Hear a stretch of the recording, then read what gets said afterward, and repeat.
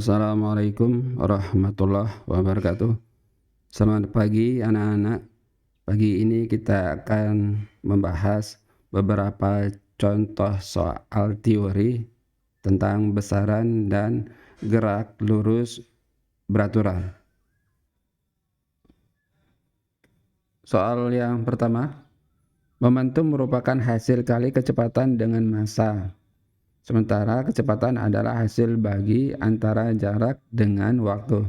Dengan demikian, satuan dari momentum adalah A. Meter per sekon kuadrat, B. Kilogram per meter sekon kuadrat, kilogram meter per sekon kuadrat, C. Kilogram meter, D. Kilogram meter per sekon, E. Meter kilogram meter per kilogram sekon. Kita lihat yang diketahui. Yang pertama adalah momentum itu sama dengan kecepatan dikali massa. Yang berikutnya kecepatan adalah hasil bagi antara jarak dan waktu. Yang ditanya adalah satuan momentum.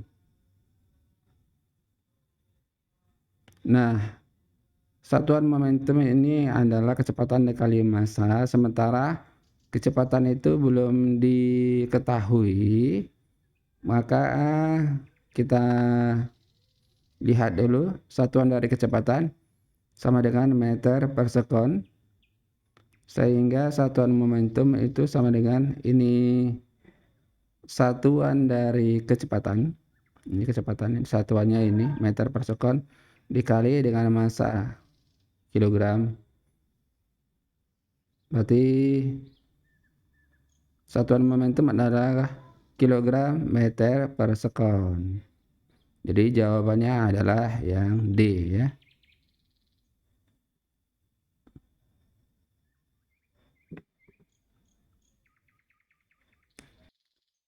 Pasangan berikut yang mempunyai dimensi sama adalah A. Massa dan berat, B. Energi dan daya, C. Energi dan usaha, D. Kecepatan dan percepatan, E. Momentum dan gaya. Sekarang kita lihat berdasarkan ini, maka kita akan menganalisis satuan-satuannya saja ya. Berarti kita analisis melalui satuan-satuannya. Jadi yang mempunyai satuan sama akan kita katakan dimensinya sama. Satuan massa adalah kilogram, sementara satuan berat adalah Newton ya. Berarti yang A ini salah ya. Satuan energi sama dengan joule, satuan daya sama dengan watt.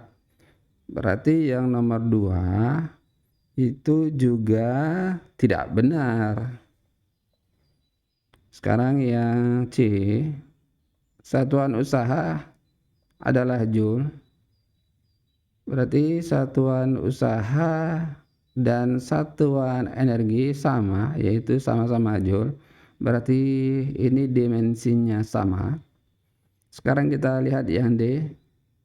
Satuan kecepatan adalah meter per sekon. Satuan percepatan meter per sekon kuadrat. Berarti yang D juga salah. Satuan momentum adalah kilogram meter per sekon. Sementara satuan gaya itu adalah Newton. Berarti yang E juga salah ya. Berarti jawaban yang benar adalah yang C ya. Yang merupakan kelompok besaran vektor adalah kelajuan gaya percepatan, B. Momentum, usaha, jarak. C. Perpindahan, kecepatan, massa. D. Perpindahan, gaya, kecepatan. E. Jumlah mol, suhu, kecepatan. Sesuai yang terdapat di buku halaman 33, berarti kita cari referensinya dari buku di halaman 33. Pernyataannya demikian. Dalam fisika, kecepatan merupakan besaran vektor yang mempunyai besar arah. Sedangkan kelajuan adalah nilai eta besar dari kecepatan sehingga tidak mempunyai arah. Ini berarti kecepatan merupakan besaran vektor, sedangkan kelajuan merupakan besaran skalar. Nah, yang bertulisan kuning ya, kita lihat. Selain kecepatan, masih banyak besaran lain yang termasuk vektor. Contohnya perpindahan, percepatan, gaya, momentum, usaha, dan kuad arus. Nah, sekarang kita lihat dari option ini yang mana yang memenuhi kriteria yang di sini. Kelajuan, apakah dia termasuk besaran vektor? Tidak ya, berarti dia tidak besaran vektor. Gaya, apakah masuk besaran vektor? Ya, berarti ya. Berarti gaya masuk besaran vektor. Percepatan, ya percepatan masuk besaran vektor. Tapi ini ini ada satu yang tidak besaran vektor, berarti ini yang A salah ya. Sekarang yang B. Momentum apakah besaran vektor? Benar ya. Di sini ada momentum. Usaha termasuk ya. Jarak tidak ada, berarti ini tidak. Berarti yang B juga tidak ya, salah juga yang B. Sekarang yang C, perpindahan, ada perpindahan ya. Kecepatan ini ya, kecepatan di sini kecepatan itu. Kecepatan masuk ya. Perpindahan iya, kecepatan iya, kemudian massa tidak ya. Berarti yang C juga salah ya. Sekarang yang D, perpindahan. Ya, ini perpindahan ya. Gaya, ada gaya? Ada gaya. Kecepatan, ini kecepatan. Kemudian berarti yang D benar ya. Benar semua nih gitu. Yang E, jumlah mol tidak ada. Suhu tidak ada. Kecepatan ada ya. Tapi di sini ada dua yang tidak, berarti ini salah juga. Berarti jawabannya adalah D ya.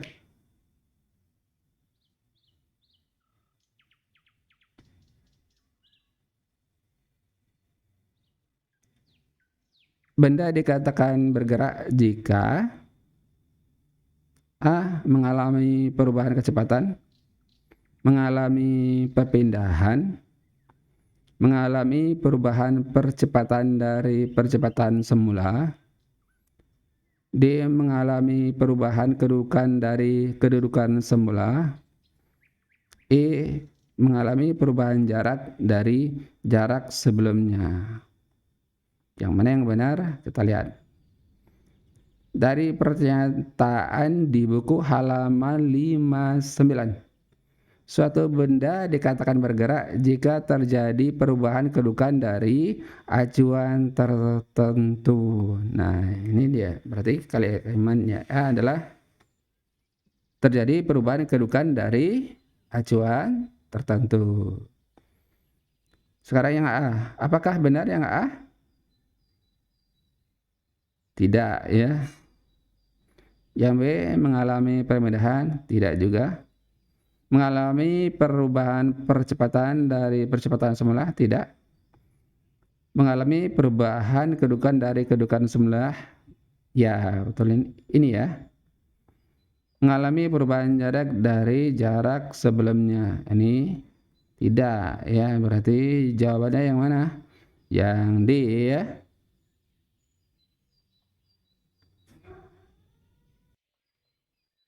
Gerak benda pada lintasan lurus dan mempunyai kecepatan tetap disebut A. Gerak lurus berubah beraturan. Gerak lurus berubah tak beraturan. Gerak lurus yang tetap. D. Gerak lurus beraturan. E. Gerak lurus berubah tak beraturan. Sesuai pernyataan di buku halaman 63, gerak lurus beraturan atau GLB adalah gerak benda pada lintasan lurus dengan kecepatan tetap pada selang waktu tertentu. Nah, ini definisi dari gerak lurus beraturan, berarti sesuai dengan yang ini ya. Ini berarti yang A salah, yang B juga tidak benar. Ini gerak lurus yang tetap, ini gerak lurus beraturan. Yang benar yang ini ya. Gerak lurus berubah tak beraturan. Ini salah juga. Berarti jawabannya ya D.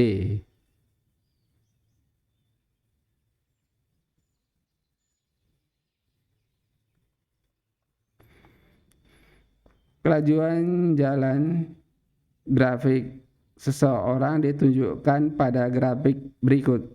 Pernyataan yang benar dari grafik tersebut adalah, nah ini grafiknya. A. Orang bergerak tanpa kelajuan awal. B ke C menunjukkan perlambatan. C ke D menunjukkan percepatan. D. C ke D menunjukkan kelajuan konstan. E. Pelari berhenti di D.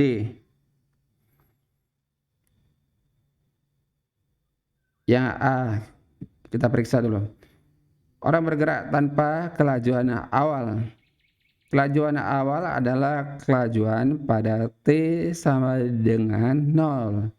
Apakah orang ini bergerak tanpa kelajuan awal? Kita lihat.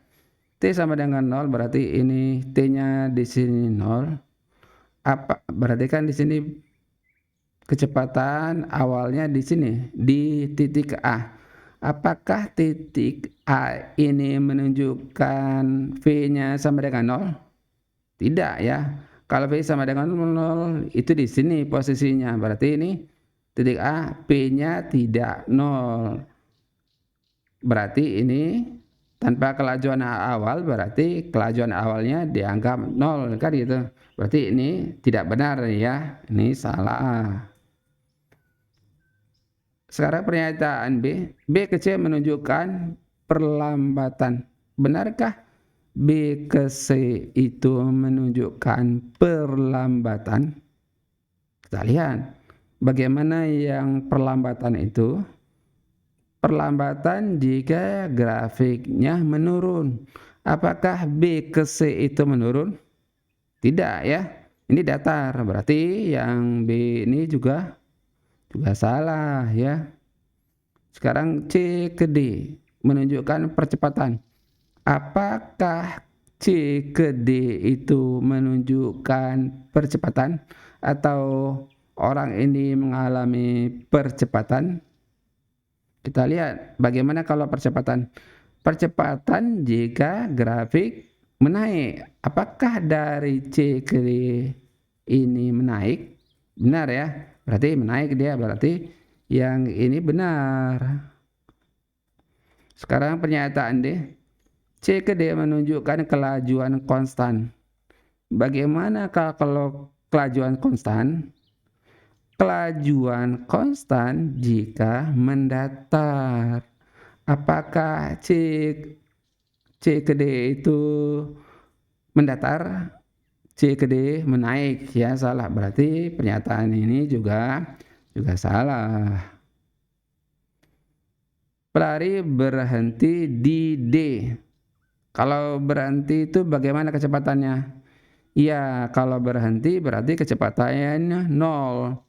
Apakah di titik D ini kecepatannya 0? Tidak, ya ini dia ada maksimum di sini kecepatannya, berarti ini juga salah, ya, salah. Berarti jawaban yang benar adalah ya C ya.